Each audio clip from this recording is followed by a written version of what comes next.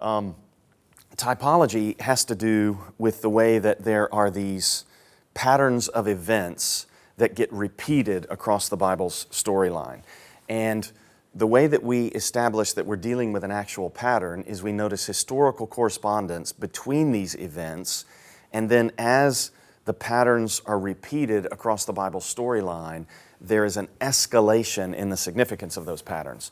So just to take one example, it's I think a pretty obvious example. It's the Exodus pattern. And I'm convinced that as Moses thought about Abraham's life and Jacob's life, he saw in their experience an Exodus pattern of events. So in Genesis 12, Abraham goes down into Egypt because of a famine.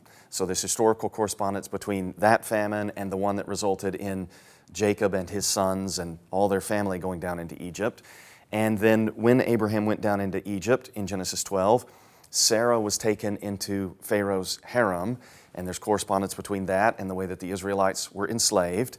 And then when this happens in Genesis 12, the Pharaoh enriches Abraham. He gives him flocks and herds and sheep and cattle and so forth. And this corresponds to the way at the Exodus from Egypt, the Israelites plundered the Egyptians.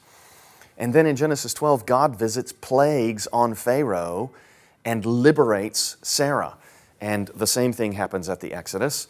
And then Abraham and Sarah, they come up out of Egypt and they re-enter the land of promise where they enter into a covenant with God. So you can see how there are these historical correspondences between what happened with Israel, what happened with Abraham, and what happened with Israel. We could point to similar features of the narrative having to do with Jacob. So I think that Moses saw the repetitions in these patterns of events from Abraham's life and Jacob's life and then the nation of Israel, which he himself participated in, and he sensed the increasing significance of this. And in various ways, Moses indicates that when Israel conquers the land of promise, it will be like this. It will be like the Exodus from Egypt. So we could almost say that the conquest of the land is going to be a new Exodus. And then I think Joshua understood this. Joshua saw the patterns in Abraham's life and Jacob's life and in Israel's life and then at the conquest. And he too includes these details in the narrative that bring out this reality. And then later biblical authors also picked up on this.